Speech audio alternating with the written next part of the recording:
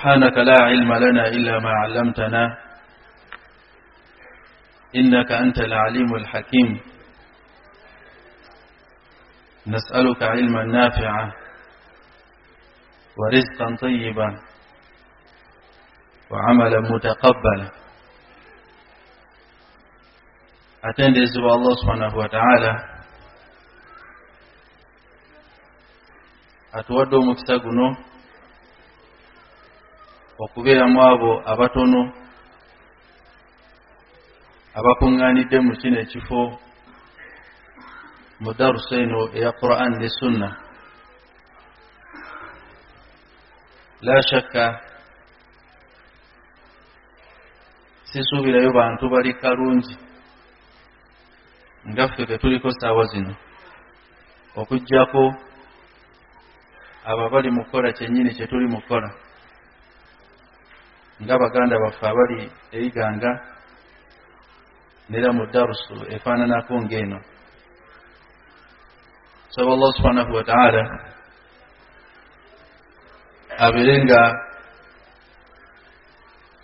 atuwa ekigendererwa kyaffe ekyatuleese nera tuveewo nga atusonyiwa amazambi gaffe. Ekigezo kyenfunye nti bamashayikha ab'ekitiibwa ababaddewo wano ku nsonga y'okyoto ndabira ddala nga buli kimu bakisomeseza nera famaadha ba'da kyoto illa kikoomi maadha ba'da kyoto illa kikoomi. Saba Allah abeere nga akkiriza ensomesa eyo enyumidde abasajja baleese zifawaid dhahabiya nera ababadde bawandiika nsuubira tuganyuddwamu nnyo. Abantu b'e Masaka mwebaze Allah subhanahu wa ta'ala. Siwerangako ku darasa nendaba abasheekhe ab'ebitiibwa nga bendabye wano. Basheekhe bayiisa oluyiika neŋŋamba ya Rabbi Allah nga yagadde abantu b'e Masaka nera ekitundu kino bakiweeseza ekitiibwa. Omumanyi gwe bayita Khatibu al-Baghdadi rahimahullahu ta'ala yawandiika ekitabo kye Taarikhu al-Baghdadi, ebyafaayo by'ekibuga Baghdadi. Naye yateekamu buli mumanyi yenna ne waba yayitamu buyisi mu Baghdadi. Ne bamubuuza lwaki n'agamba nti kimala bumazi okuyita kwe mu Baghdadi okuba nti yagiweesa ekiti ekitiibwa. Kati ebitundu n'emikolo gifuna ekitiibwa olw'abantu b'ebitiibwa abawangaaliramu n'abo ababa bayiseemu. Tubalaba nga n'ebitundu ebimu bye twandibadde tetumanyi ku nsi kuno twabitegeera olw'abo abamanyi ababiwangaalirangamu, ng'ekitundu Imaamu al-Bukhari gye yali ava al-Bukhara. Ako katundu kali eyo mu nsi bagiyita Ozispa, biri awo sitaani, kuliko ekigambo sitaani,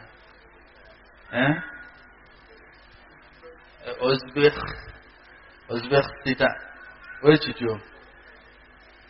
Naye kyamanyikwa olw'omumanyi oyo al-Imaamu al-Bukhari.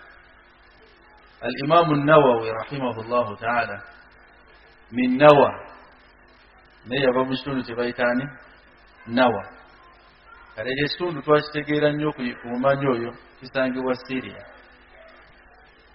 Kati so al-Khatibu al-Baghdadi yawandiika n'alaba nga okuyita kw'abamanyi mu kitundu ekyo eky'e Baghdadi kimala bumazi okuba nti kyafuna ekitiibwa.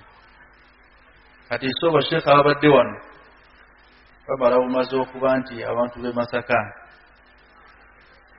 mumaze okufuna ekitiibwa ekyo ne baraka abasheekhe ze bazze nazo mu kuba nti babasomesa irimu ebagasa. Saba Allah subhanahu wa ta'ala yaj'alana min alladhina yastami'una alqawla fayattabi'una ahsana. Allah teekemu abo abawuliriza ebigambo ne bagoberera ebisinga okuba ebituufu mu byo. Naam, omusomo ogwampeereddwa gukwatagana ku Nabbi sallallahu alayhi wa sallam. Wa sharafi al-ulum bi sharafi ma'lumihi. Ekitiibwa kya irimu kisinzirira ddala ku ekyo ky'osomako. Kati omusomo guno gwa kitiibwa olw'okuba nti gukwatagana ku muntu ow'ekitiibwa. Ashrafu al-khalq, yasinga ekitiibwa ebitonde byonna Allah bye yatonda, Muhammadun sallallahu alayhi wa sallam, Nabbi sallallahu alayhi wa sallam. Lwaki tumusomako n'okumanya ebimukwatako? Okubeera nti tweyongera okumwagala n'okugoberera ezo sunna ze nga basahaba bwe batukulembera mu nsonga eyo. Ali ibn Abi Talib radiyallahu anhu, olunaku lumu baamubuuza, kaifa kana hubbukum li rasulillahi sallallahu alayhi wa sallam, nabbi mwali mumwagala mutya nga mwe basahaba? Qala kana wallahi ahabbu ilayna min amwalina wa awladina wa abnaina wa abaina wa ummahatina wa min alma'i albarid ala aldhama. Yagamba, ndayira Allah, omusajja oyo oba ekitonde ekyo twali tukyagala nnyo n'okusinga emaali zaffe, n'okusinga abaana baffe, n'okusinga bazadde baffe abatuzaala. Wa min alma'i albarid ala aldhama, omusajja oyo twamwagala enjagala y'omuntu omunyontowavu gy'abeera naye eri amazzi aganyogoga. Sireza twamwagala n'okusinga ggwe ng'ennyonta ekuluma w'onaayagala okunywa amazzi aganyogoga.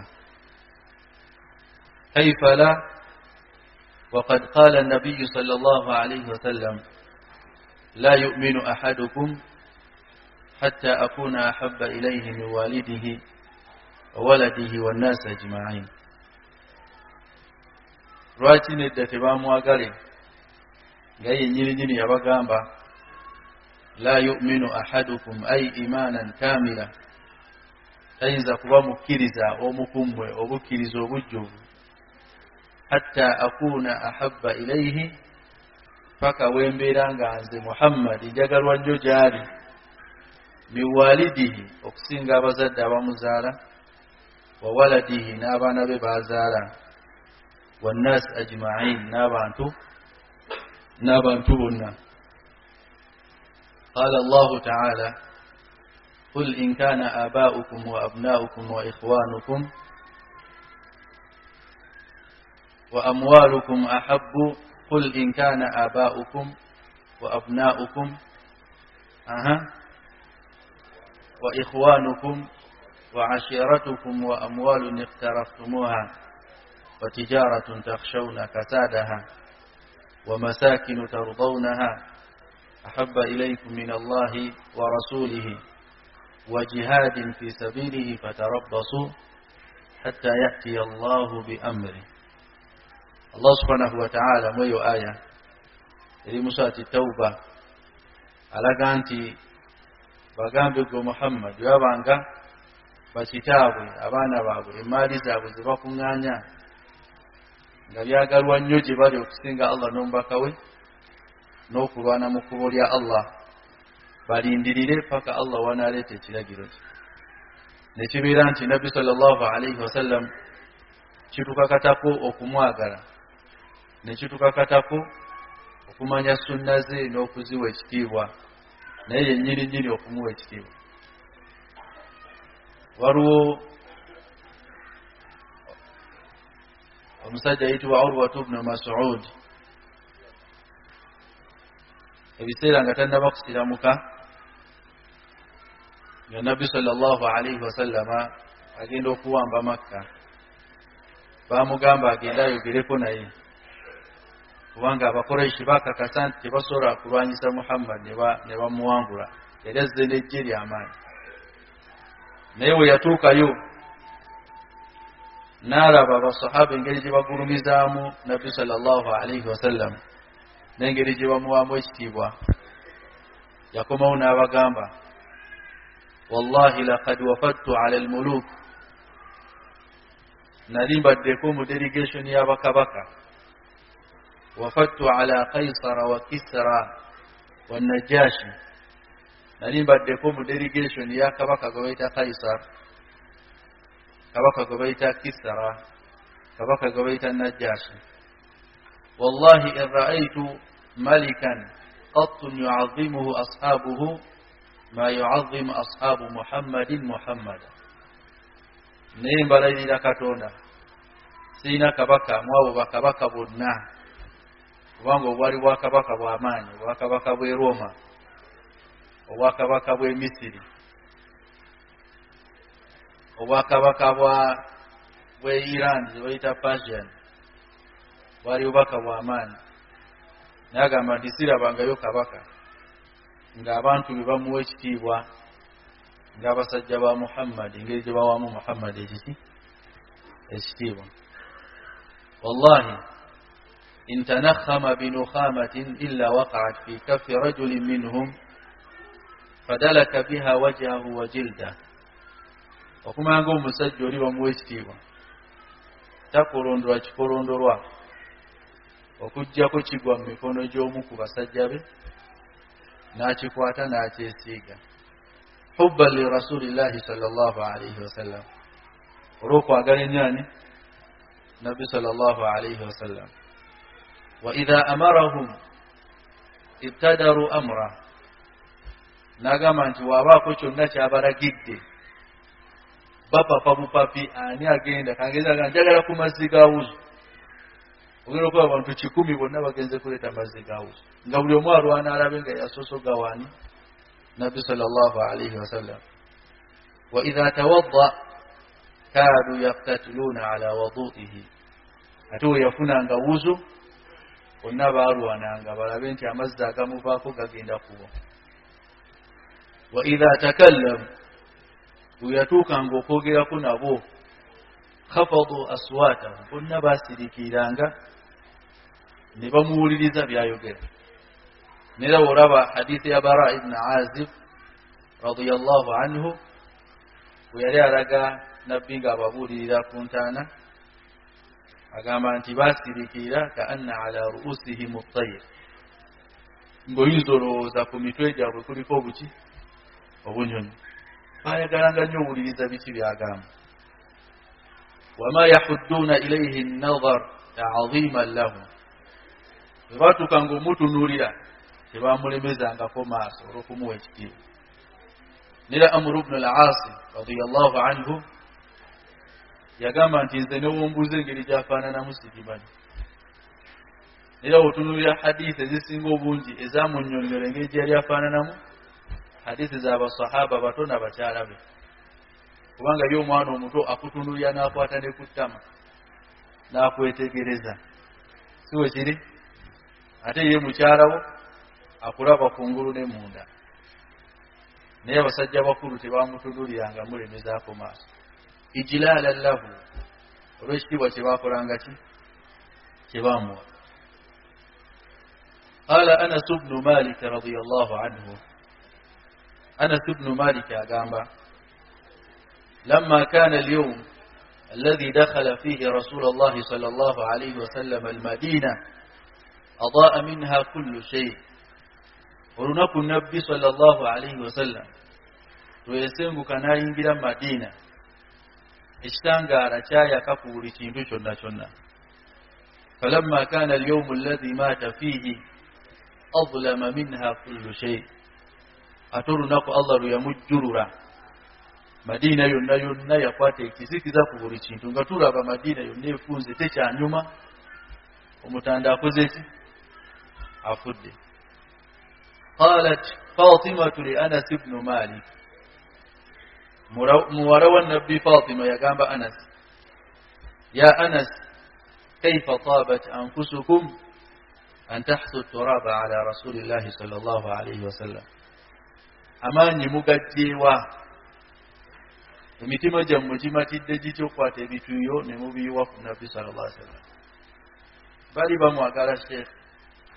Olaba Umar yagamba ngeza linkuli agamba nti akoze ki afudde nga agamba omusajja tannafa nenga Allah mujjulidde ye njagala gye bakola ki gye bamwagalamu. Nabwe shobadde Allah subhanahu wa ta'ala ntandise n'ebigambo ebyo okulaga obunene bw'omusajja gwe tusomako Allah gwe yatusindikira okuba ntuyigako eddiini yaffe n'okubeera nti Allah yamufuula kyakulabirako fi aqwalihi wa af'ali mu bigambo bye n'ebiki n'ebikolwa bye.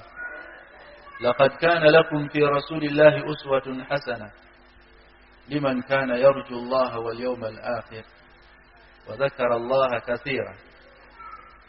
Mwayina ekyokulabirako ekirungi eri omubaka wa Allah buli yenna nga byakola asuubira okusinkana Allah n'olunaku lwaki n'olunaku lw'enkomerero. Naam, omusomo gwe bampadde khatamu nubuwa empeta y'obwannabbi. Nabbi sallallahu alayhi wa sallam yagamba hadithi Abi Hurairah radiyallahu anhu والحديث رواه الإمام البخاري ومسلم ما من الأنبياء نبي إلا أعطي من الآيات ما مثله آمن عليه البشر. تري نبينا ما من الأنبياء نبي تري مبنبي ونا نبي إلا أعطي من الآيات okujjako Katonda yamuwa ebyamagero yamuwa obubonero signs eziraga nti nabbi wa Katonda ma mithluhu amana alayhi albashar nga signs ezo abantu ko bagendo yitira basoba kumukiriza nti mbaka wani mbaka wa Allah. Wa innama alladhi utituhu wahyan awhahu Allah ilayya wa arju anni aktharuhum tabi'a yawm alqiyamah. Nabbi nagamba nti nzata kabonero Allah ke yampa akamanya akalaga nti ndi nabbi we ye Qur'an eno Allah janzisaako nenjisomera abantu nera nsuubira nzagendo singa abagobereza abangi yawmul qiyamah. Eyo hadisi tuyigiza kibasiramu anna al-Qur'ana a'zam dalail an-nubuwwa wa ajalluha. Mubonero obulaga nti nabbi yali nabbi wa Allah Qur'an ke kabonero akasinga okubaka akanene nera akekitiibwa. ما أن دلائل النبوة كثيرة ومتنوعة waddenga obonero bwali bulaga nti nabbi wa Katonda mutuufu bungi nera bwanjawulo tazidu ala 1200 abamanyi babu kuŋŋaanya nga busukka mu 1200 kama ذكر ذلك الإمام النووي في مقدمة شرح مسلم.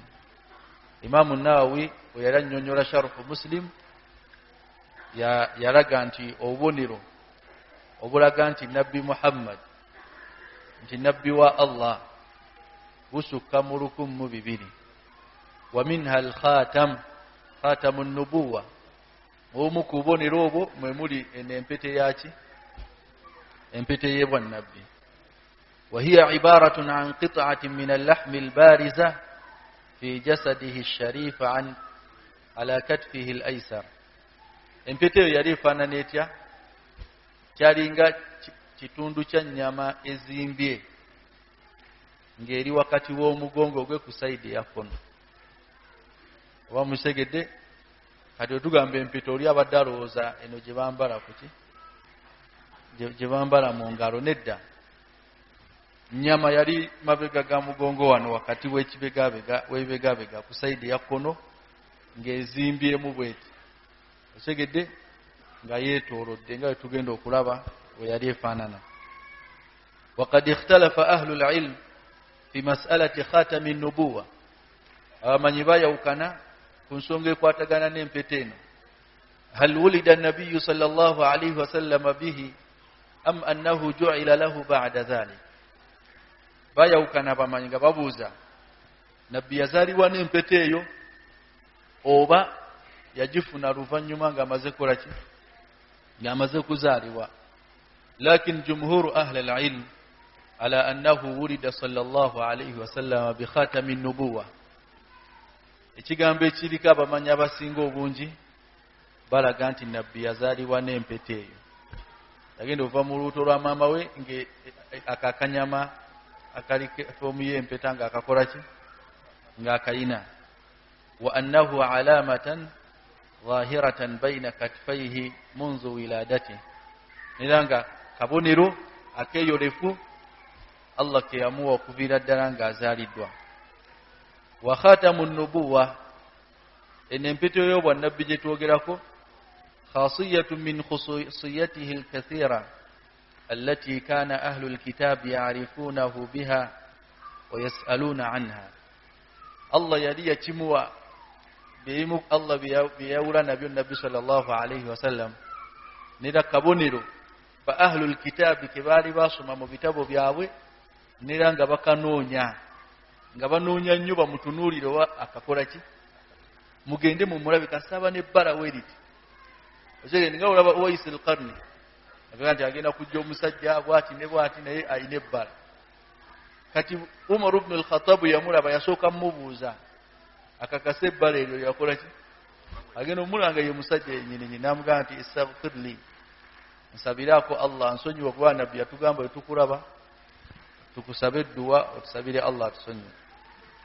kati so ba ahlul kitab ke kabonero ke banoonyanga wayatlubuna alwuqufa alaiha, nera nga banoonya babeere nga bakalaba. wa inna Salman al-Farisi radiyallahu anhu mimman tahaqqaqa min hadhihi al-alama. sahaba yitibwa Salman al-Farisi y'omu ku basahaba nga tannaba kusiramuka eyalaba akabonero ako emabega g'omugongo gwa nabbi sallallahu alayhi wasallam. falamma ra'a khatama an-nubuwwa ala dhahrihi ayqana annahu nabiyyu al-maw'ud fa aslam. wal hadith rawahu Tirmidhi. uyamala okulaba akabonero ako emabega g'omugongo gwa nabbi yamanya nti y'ono yennyini nabbi eyasuubizibwa okukola ki, okujja n'asiramuka. waruya eno sighatu tamrid, kigambibwa anna Hirakla, kabaka gwe bayitaani ono yali kabaka w'e Roma, ba'atha ila an-nabiy sallallahu alayhi wasallam bitabukin man yanzuru lahu khatama an-nubuwwa thumma yukhbiruhu anhu. yasindika abamu ku basajja be mu lutalo lw'e Tabuki agenda asobolere nabbi yetegereza oba alina akabonero empeta eyo agikola ki, agiina mu mugongo gwe. وقد جاء ذكره ووصفه في أحاديث. empeta eno yajja mu hadithi nyingi nga bajoogerako ebitendo byayo. ekitendo ekisooka annaha mithlu zirru alhajala kama fi hadithi Sa'ib ibn Yazid. yagamba nti ye yagitunuulira ng'erinanga eggi lya akagubi, akajonya akagubi mukamanyi kalina eggi engeri gye lifaananamu, agamba abantu baagalyanga luli edda oba gaalaga wasimanyi. kati nga olaba akajaako n'empeta eyo yali ekola ki, we yali efaanana. agamba As-Saibu ibnu Yazid wa qumtu khalfa dhahrihi, nayimirira emabega g'omugongo gwe, fanadhartu ila al-khatam baina katfayhi, ngenda okulaba nga wakati w'ebibegabega bibiri waliwo empeta. فإذا هو مثل زر الحجلة, ngeri yange eggi ly'akagubi nga wetu weekola ki, weefaanana. قال ابن حجر وجزم الإمام الترمذي بأن المراد بالحجلة الطير المعروف والمراد بزرها بيضها. Ibn Hajar yagamba, Imam Tirmidhi yagamba nti zirrul hajara kyekinyonyi ekimanyikiddwa nze wenna kitunuulidde nnyo nalebe nga kifaanana akagubi. Kati wazirruha baydaha, zirri yakyo bategeeza jji lyakyo. Ate mu riwaaya endala basema bino byensoma oba awuswafu zino ojja zisanga mu kitabo kya Shama'ilul Muhammadiyya ekya Imam Tirmidhi rahimahullah. Jasinze nasamarayizinze engeri obudde gye buli obutono. Ate abalala bawasafa empete engeri gyali efaananamu, annaha ghuddatun hamra mithlu baydatul hamama, kyali kinyama nga kimyufu nga kifaananako ng'eggi ly'enjiibwa. Enjiibwa mugimanyi? Kati akagike y'enjiibwa nga yeyo sheepu y'empete eyo bwetyo weefaanana.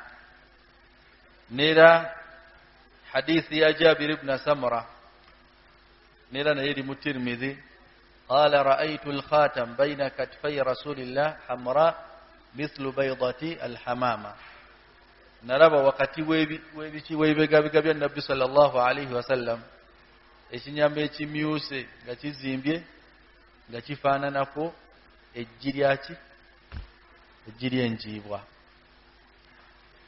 Ate wasfu endala annaha sha'aratun mujtami'at, omulayi yagamba nti ye yalaba nviiri nga zeerangidde mu kifo kimu.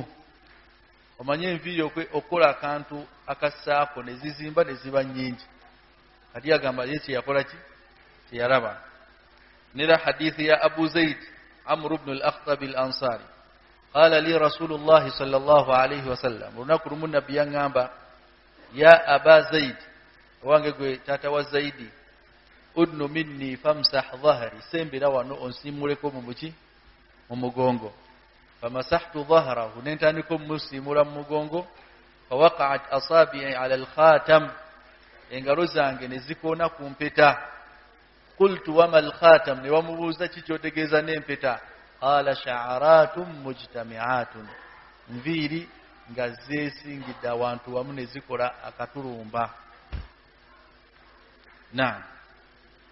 Kakati obuzibu buli ku riwaayaati okola ki, okwawukana.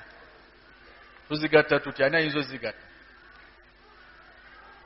Ani atugattira hadithi zino zonna n'atuggyiramu amakulu ga mulundi gumu? Ani agezaako?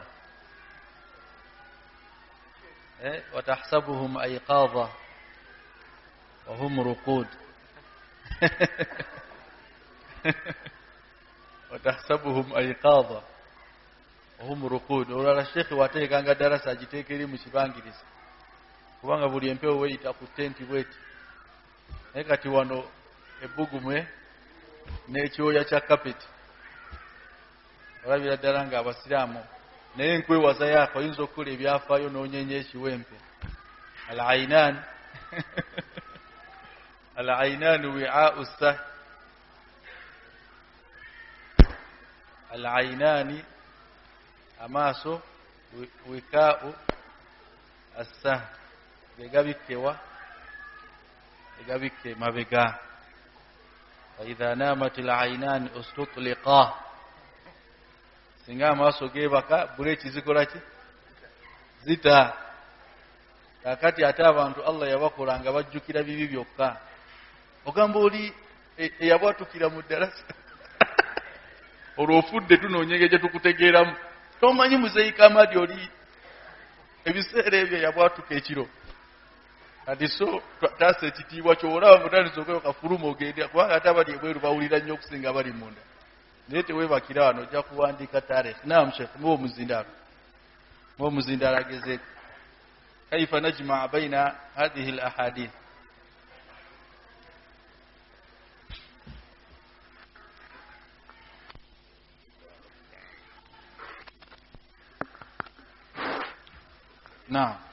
Naam Sheikh, bw'otunuulira hadisi zonna n'okola juhudi oba n'onyikira, ziraga nti wakati w'ebigabega waliwo akabonero nga kanjawulo okusinziira ku kunyonyola nga bw'okunyonyodde ziraga tewaliwo eyawukana nti tewaliwo kintu kyonna amakulu waliwo akabonero ak'enjawulo. Kabonero kya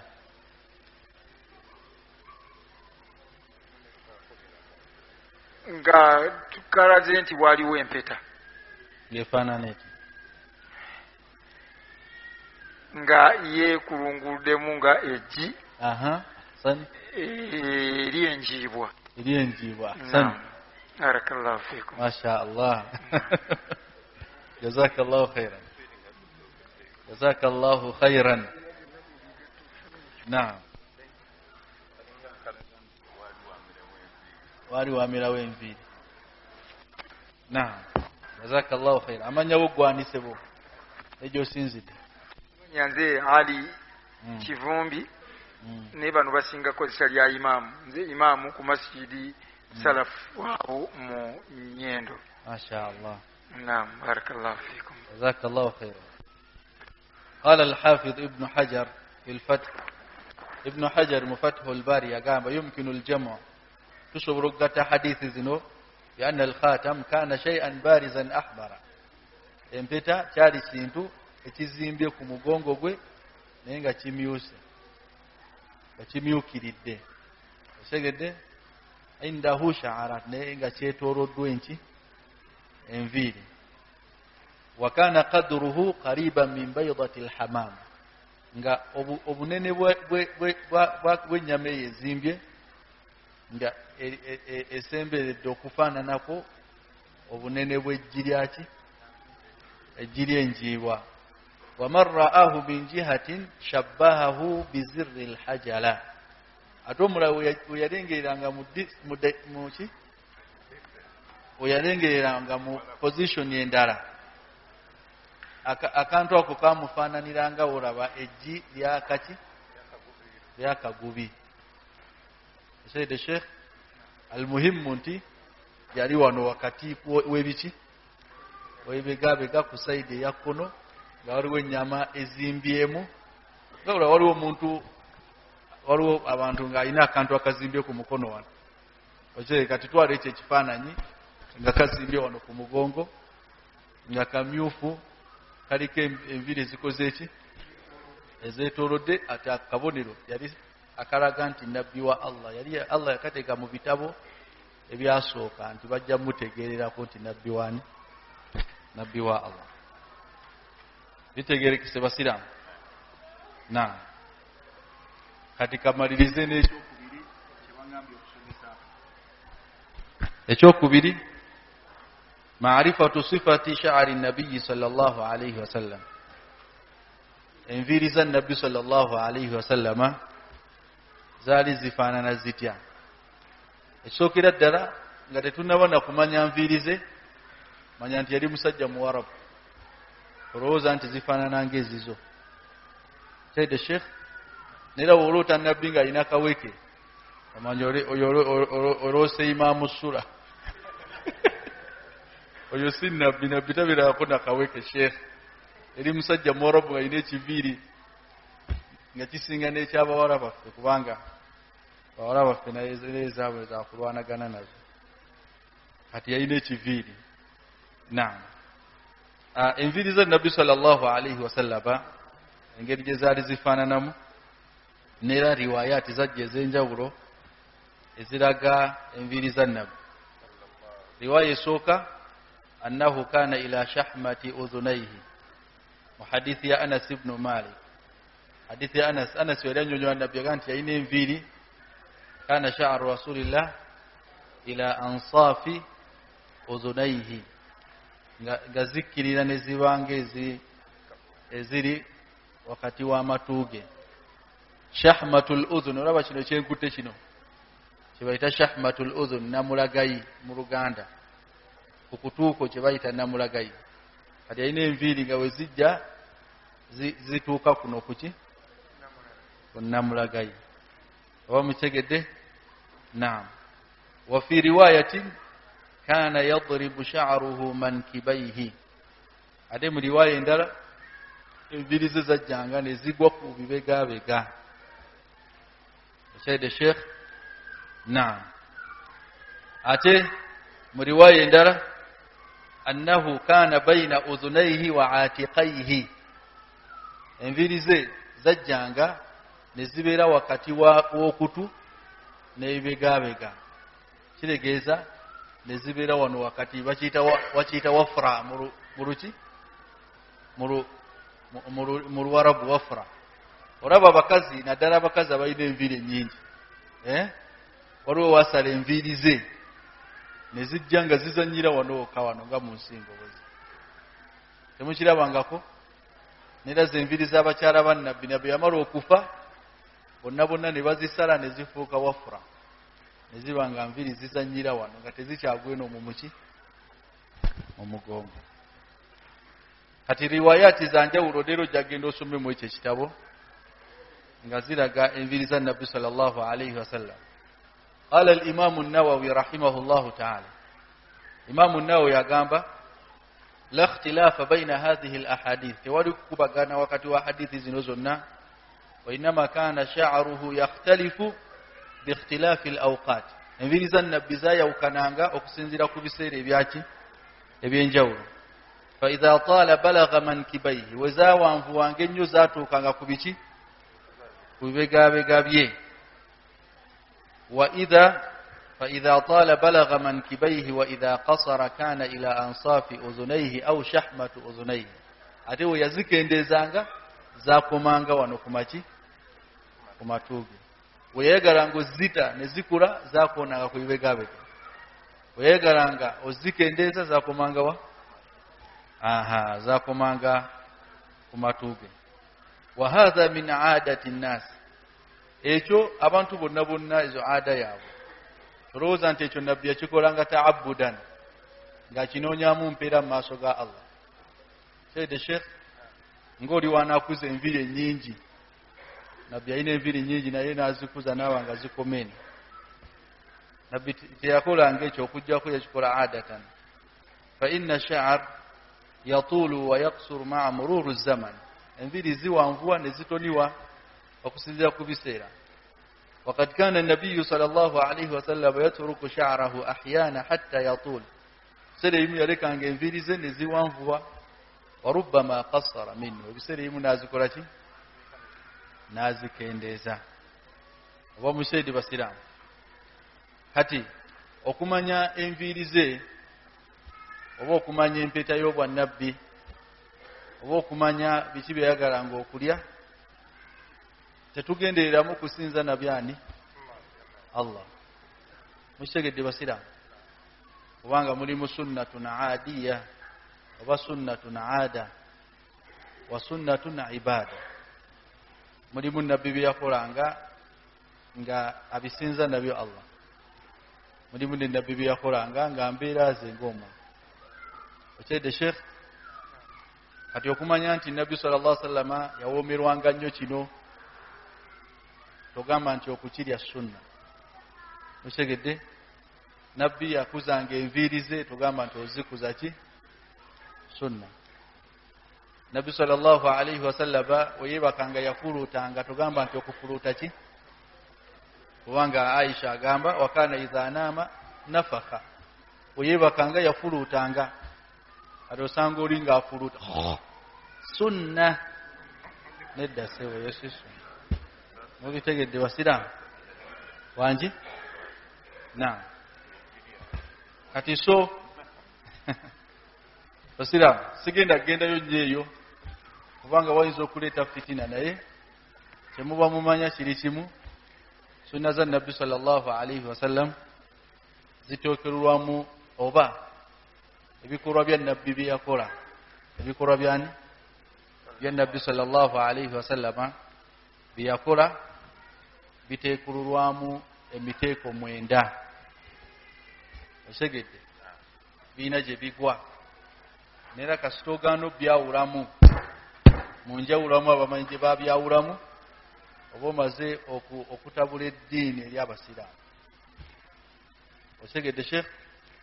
Kubanga ekigambo sunna ma yusabu fa'iluhu wala yuaqabu tarikuhu, kiyitibwa sunna yoyo nga waba kikoze akifunamu empeera ate waba kirese tafuna muki musango. Kitegeeza wenzija nenywezaawo sunna kangeze okufuluuta nabbi weyebakanga yafuluutanga neŋŋamba sunna, kitegeeza afuluuse afuna ki?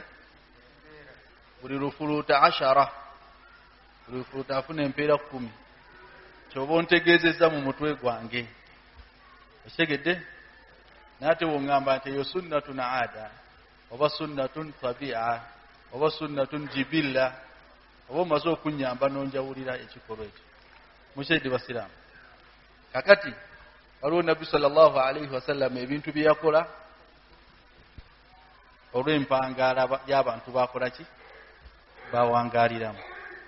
Okyedi sheikh, masala nabbi yasibako ku nviiri, nero jagendamu ekyo ekitabo Shama'il Muhammadiya. دخل النبي صلى الله عليه وسلم مكة وعلى رأسه 4 غدائر. حديث يا أم هاني. نبي ينجل مكة غاسبين انفيري بتوتو ابي بنا. وكان هذه من عادة العرب النساء والرجال.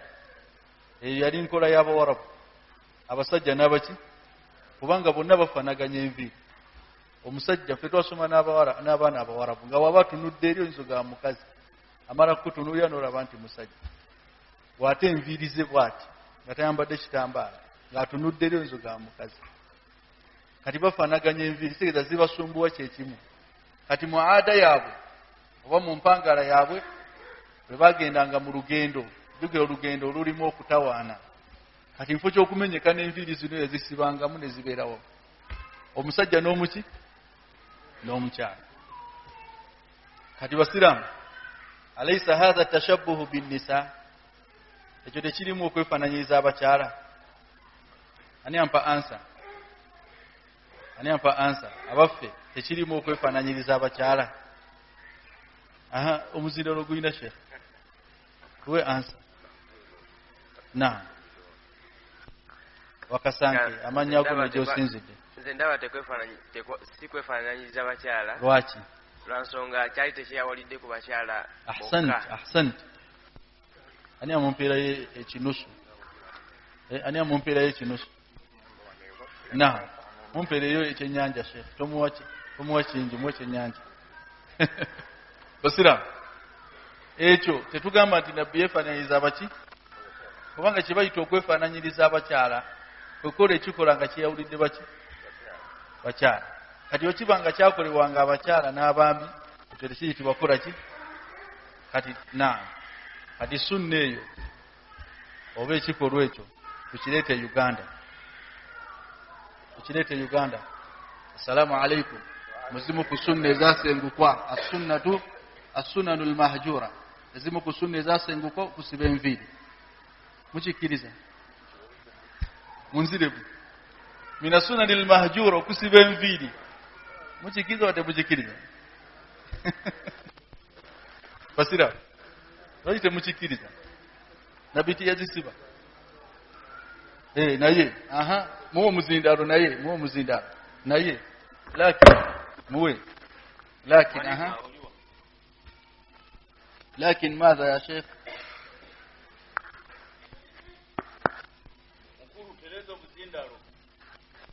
Naam, oba tumuwe guno nagwo teguliko. Singa temwamumazeeyo mangu sheikh, nga mwayangu y'omumalayo. Ab'ebidongo tebabaweerawo sheikh. Naam sheikh. Naye okusiba enviiri, naam, nga ffe abagoberezi b'omubaka sallallahu alaihi wasallam nga kigoberera sunna suyinza gigoberera eyo.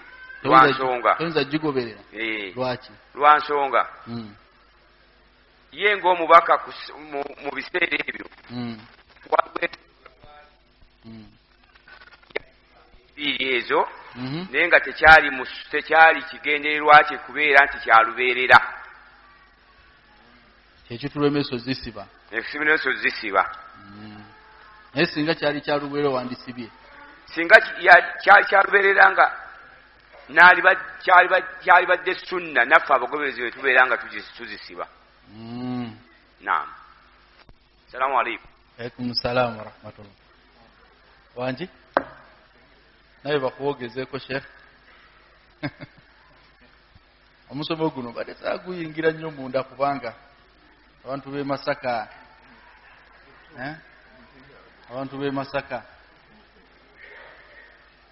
b'e Masaka si kyenjogedde nze ngambye abantu b'e Masaka nange ndiwe Masaka. Assalamu alaikum wa rahmatullah. Alaikum salaam wa rahmatullah. Amazima gali nti bwe tujja wano e Uganda nsonga eyo tesobola kukola. Oyagala kuba ku nabbi kifuba sebo tesobola kukola etya ngani kubanga kibadde kigwa mu ada. Kibadde kigwa mu ada. Egwa mu ada olw'okuba nti egwa mu mpangaala n'ewookomaawo. Basiraamu kyetuyigamu kiri eki gwe si buli kyosomye mu kitabo nti okinakala bunakazi n'okikuba abasiraamu booti. Mukitegedde si buli kyosomye mu kitabo nti olina kireeta bukolokolo bannange eno sunna tugikolereko. Okitegedde nabbi kye yakola adatan abamanyi bagamba tusobola okukikolerako nga tukyetaaze naye we kiba nga kyawukana ne ada y'abantu b'owangaliramu tokikola. Simawe wamukitegedde nabbi kye yakola mu mbeera za bulijjo ng'ekyo ekyokusiba enviiri example just yakikola mu mbeera zaki kubanga abantu bawangaliramu nabo bazisiba. Ekintu ekyo tukikola bwe tuba nga tukyetaaze kuba nabbi yakikolakokko owulira naye bisharu kasa kiba nga tekyawukana na mpangala y'abantu bowangaliramu kubanga lwaki gweoyinza olowooza nti oli mukola sunna kumba ate ovumiriza ki kati gwekera ku makyo zisibe olaba abantu kye banagamba wano zisibe nanti oli ku sunna zisibe lwaki munyenya emitwe. Ekigedde sheikh kati allabibu takfihi al-ishara omuntu omugezi bamulaza buki mulaza. Ekigedde sheikh sijja kuleeta example ndala eyibamala abantu b'e Masaka yo example ekola ki eyibamala. Kati basiraamu waliwo nabbi bye yakola adatan oba abantu be nti babikola naye nga tiyabikola nti anoonyamu Allah muwaamu ki mpeera. Waliwo nabbi sallallahu alaihi wasallam bye yakola olwa tabia olw'obutonde bwe. Masala alina bye yatamwanga ng'omuntu alina bye yayagalanga ng'omuntu oba okitegedde nga naawe kati saawa zino abalugwala balina emmere gye balya ye enaanuuka bweti sombe oba bamuyita sombe nze weobindeetera nsinza nosesema. Okitegedde kubanga tabia yange tebyekola ki tebyagala. Kati nabbi bamuleetera enswaswa n'agamba nje nyenyala. Okitegedde kati obutalya nswaswa togamba nti nabbi obutalya nswaswa sunna naye nabbi teyajagala sunna yake kati kikyoba otusomese oba mukitegedde. Kati waliwo byakola tabiatan mu butonde bwe ng'omuki nga kisimbaganye nti weyebakanga yafuluutanga obwo butonde. Okitegedde kati naawe teweetekamu nti nina okufuluuta sunna nabbi yafuluutako nange nokola ki nedda ssebo awo oba obitegedde bubi bubi. Waliwo ebirala nabbi sallallahu alaihi wasallam byeyakolanga min umuri dunya nga nsonga zaki za nsi ng'okuddukako ne mukyala we Aisha agamba twaddukanga saidi abafite okudduka ne mukyala wo sunna. Osegedde okudduka ne mukyala wo sunna nera nabbi yakiragira nti bana muddukengako ne mukyala wo nange nziruseko n'owange. Oba osegedde ndowooza sheikh min umuri dunya.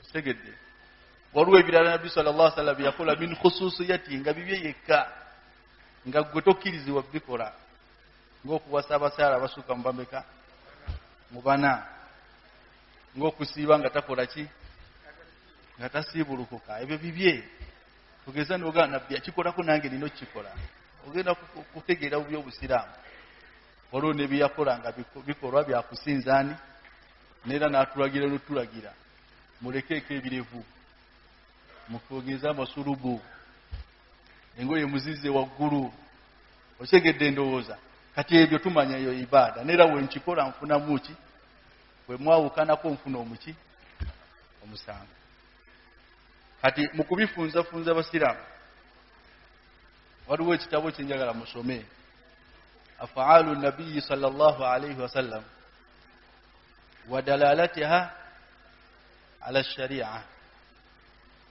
wa dalalatiha shar'iyya hakaza afaalu nabiyi nabbi byakola ebikolwa bye wa dalalatuha shar'iyya neera bitegeeza ki mu sharia ogo musa ogo eyo layini fenna twagala sunna naye bwe tutasomese basiraamu byawula bwe tutyo tugenda kuba tabikira ekigambo sunna baleme kitegeera kubanga kati eri mu Kampala wotata kifuba bayinza n'okukwata abavubuka abamu ne bakikuteesa mpaka sunna tekifuba sunna obadde ekigwe tekifuba sunna n'otuuka n'okunkwata lwakuba sikitadde kitegeeza ndi munnabbi anze asibye bwe nti kati basiraamu sagala kugenda nnyo wala musegedde sagala kugenda nnyo waki wala nenze nkakasa e Madina nasoma kulia ya hadithi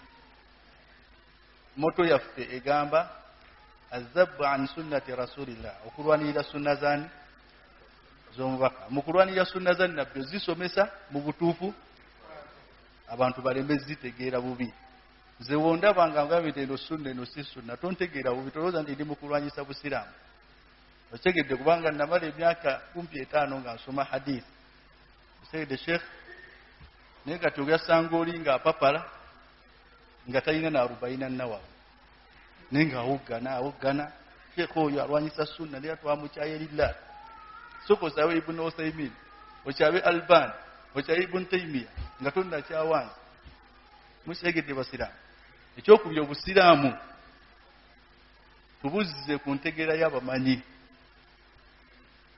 si ku ntegeera yaffe ku ntegeera y'abaki amasala we gabeera mu sayidi endala nayo gireete tobeera ku sayidi emu obeera oli mu nsi we gabeera mu sayidi endala nayo gikole ki ewulirizaako ne sayidi endala bagamba ki kubanga eddiini yaffe efaanana bwetyo kubanga tulina amazhabu ameka Shafii Hambali Abu Hanifa Maliki baavaawo abo jasi hadithi ebeeremu Abu Hanifa nagamba nze ntegedde muki Maliki nagamba ntegedde muki oyinza nosa Ahmad agamba eyo wanfu tekola nakola ye nagidaafa nagikasuka mu kaseera kati obeera wa Shafii ng'ogamba Abu Hanifa mukafiri alwanyisa sunna kitegeeza dhalika mablaghuka min al-ilm mirimu okyali mwana muto nnyo muyo musaidi basiraamu kati so tutegere bulungi sunna za nabbi tutegere nabbi bye yakola lwaki yabikola mu mbeera ki sunna kize nfunamu empeera sunna kinga sizifunamu mpeera musaidi basiraamu jazakumullahu khairan wa sallallahu wa sallima ala nabiyyina Muhammad wa ala alihi wa sahbihi wa tabi'in walhamdulillahi rabbil alamin.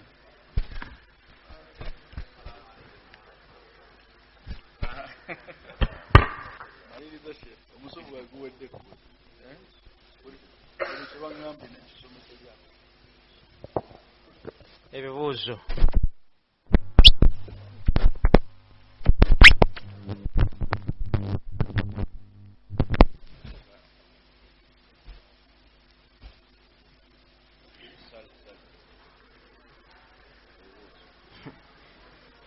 Obujulizi kibuuzo ekisooka kigamba obujulizi obugaana okusiba balansi.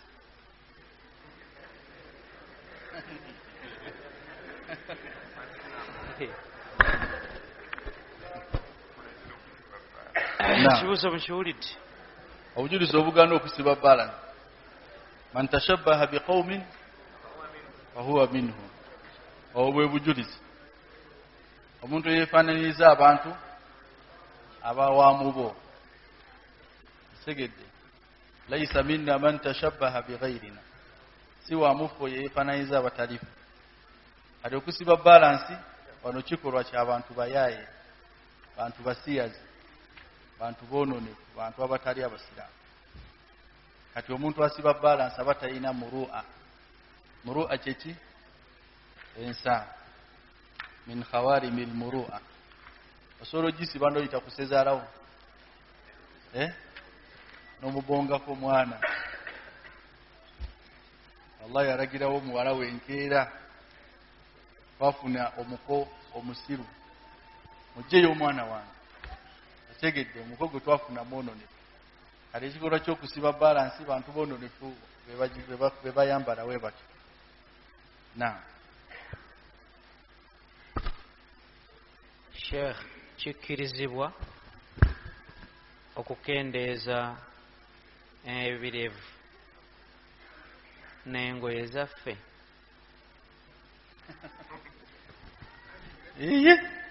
ono ng'abuuza opposite zokka. Kikkirizibwa okendeeza ebirevu n'engoye zaffe. Singa kale abuuzira kikkirizibwa okukweyesa engoye n'okukuza ebirevu. Kati basiraamu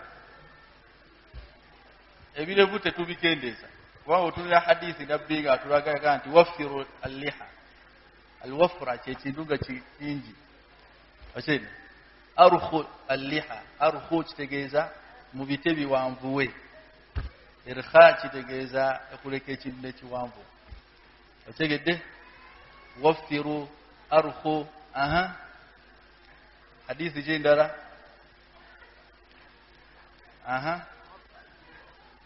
afu aliha ahsan kadawa zonna ziraga olina kireka tolina kikwatako okujjako ibnu umar waliwo riwaya eri mu sahihain wakana ibnu umara idha atamara qabada an lihiyatihi fama fadala ibnu umar yagendanga okukola umra yakwatanga ku kirevu kye akayitangamu eyajjangako ali omuntu wafunira ekirevu nga kijjuza omukono guno otegedde kati athari eriko ibnu umar naye nga haditha ezisinga ziraga kikuuma kibeere nga kisigalako. Naam, ekyokukweyesa obusiraamu bwagaana okukweyesa. Nabbi sallallahu alaihi wasallam yagamba ma asfala min alka'bayn fa fi nnar, kyonna ekiri wansi w'obukongovule kyamuki kyamuliro. Kati engoye z'omusiraamu zibeera waggulu w'akakongovule oba nga tozikomezaawo zibeera wakati w'entumbu. Kati waliwo baganda baffe ate bo baawukana ku sunna ne bakola bida. Engoye zaagala tuuka maviivi. Kati yafe olaba kiri kye mbagambye nti golowooza olongoosa sunna kumba toyonoona bwonono. Kati nze nina okujja ne nkutereeza ssebo oli mu kuvumisa nabbi. Okitegedde nga wagenda ku maviivi oba n'atuula tahiyatu ekanzu yonna esiduka ng'alinga ali obwereere. Kati bwe zitabeera waggulu wakakongovule zibeera wakati w'entumbwe.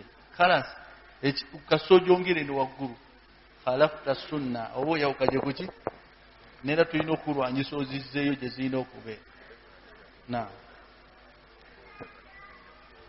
Naam. Amaviivi si bwereere. Naam. Era ssebo Sheikh. Naam Sheikh. Ensonga eyo yeetaaga abasiraamu bagitegeere bulungi. Okukendeeza engoye ne zisukka ekigero nga Sheikh bw'akyogeddeko. Abamu balowooza nti okubeera mu ntumbwe kye kiraga obukkiriza obujjuvu. So nga Nabbi alayhi salatu wassalaamu yali atukubira nsalosalo engoye we zikoma mu kwambuka ne mu kukkirira. Yali atukubira nsalosalo nti ekisse wansi w'akakongovule kye kitakkirizibwa mu awo kukkirira. ate izarul mu'mini ila nisfi saq hadisi wegamba nabbi yali atukubira lusalosalo eyambuse inakomawa so yali tali mu kutugamba nti teyagamba nti izarul mu'min fi nisfi saq awo abakwogera bwatyo nti olugoye lw'omusiraamu lubeera wakati mu ntumbu awo wandibaddewo tafadul okuba nti agitadde mu ntumbwe yayinako ki yayinako fadul kwoyo agirina ku kakongovule kwennyini kale tusaana ekintu ekyo tukitereeze barakallahu fiikum wajazakumullahu khairan sebo nsonyiwa okuyingiramu tekirina buzibu shekh jazakallahu khairan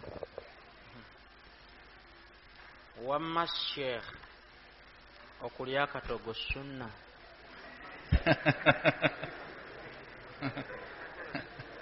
okulya akatogo sunna okulya kyogamba n'okulya emmembe sunna n'okulya ekikomando ky'ennyama sunna basira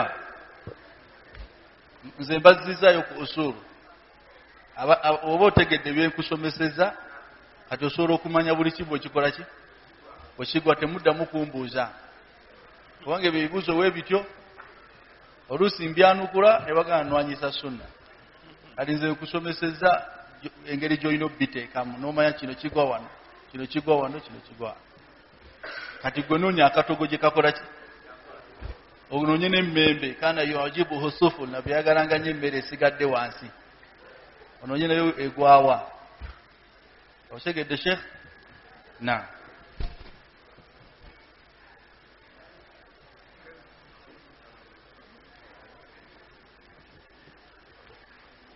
sheikh bwe nkuza enviiri nga sizisibye nfuna omusango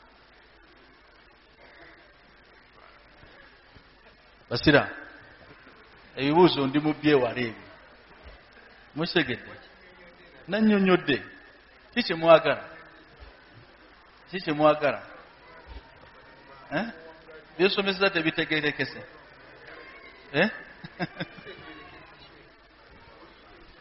mbagambe allabibu takfihi lishara omuntu omugezi bamulaza buki nze nkulaza ebikolwa bya nabbi ne gye bigwa gotandika okukwata kimu okikasuke gye kikola ki ekigwa just nina mbawadde formula lwaki mbawadde formula kubanga ebyokulabya byabo bigenda kuba biki bingi gwe kwata formula eyo gyoba okozesa omanye nti eno sunna hada eno sunna ibada eno sunna hakala musegedde na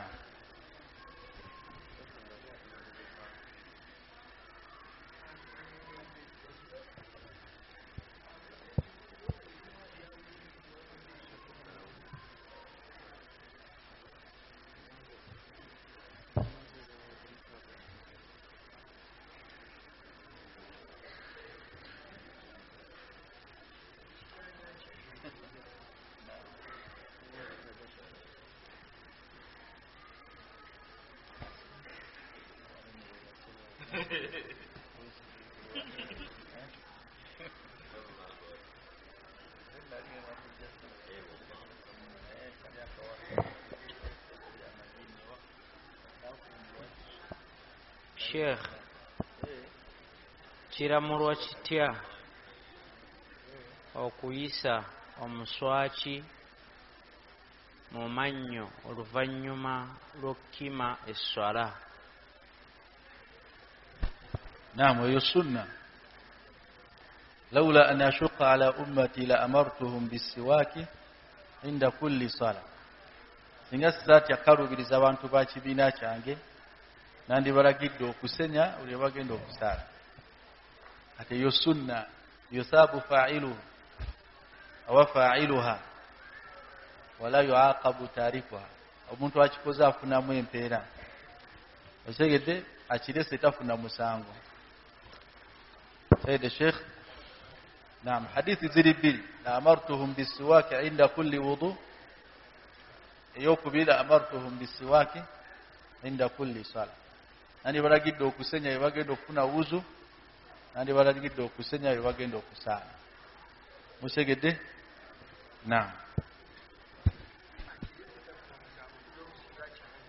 naam singa kivumirira la shakka gwe kasovumirira sunna ofuna omusango otegedde ntegeeza sunna nga ibada asogivunumirira ofuna omuki kubanga istihza'u bin nabi oba oli mukakkanyani nabbi sallallahu alayhi wasallam naam Sheikh omusiraamu ateekeddwa kwambala atya naddala asomyeko eddiini kuba ennaku zino abasomyeko eddiini nga bahafidhu n'abayizi ba thanawi ennaku zino engoye zaabwe ate ffe abantu abamu zitwesisittaza nga fiitingi emijoozi etc. naam al aslu fi libas al ibaha ekikolo mu byambalo bikirizibwa illa ma dalla alayhi dalilun ala tahrim okujjako ebyajjako obujulizi nga bikola ki biganibwa kati hafizu waba yambadde fitting aseba nga tekweya wansi wadde nga mu society kiba kirabika buki kiba kirabika bubi omujozi asobola okugwambala tekirina buki wadde nga kitamu okugujjiramu mu swala kubanga kugenda buzaabuza abaki abasaaze olw'ebiwandiiko ebiriko hadithi mugimanyi ya Aisha صلى النبي صلى الله عليه وسلم في خميصة وعليها أعلام أبي يسار يمرقوي ينقلوا كيبيواندي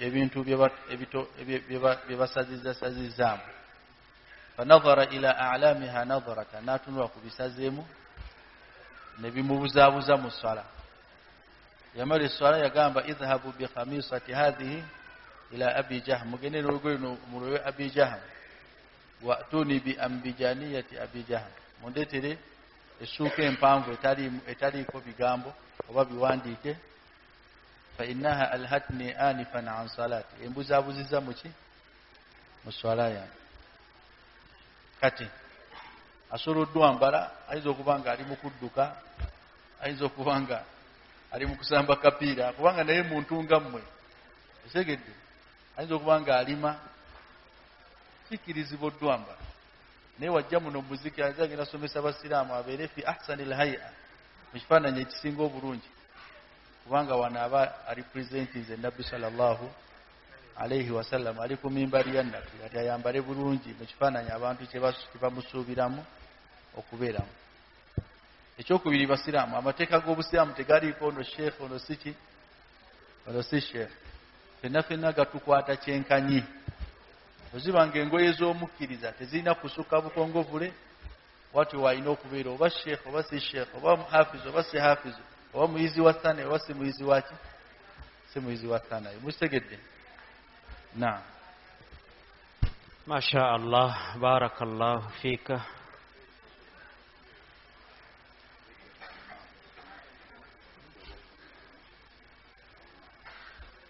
katugalewo na kino insha Allah ekibuuzo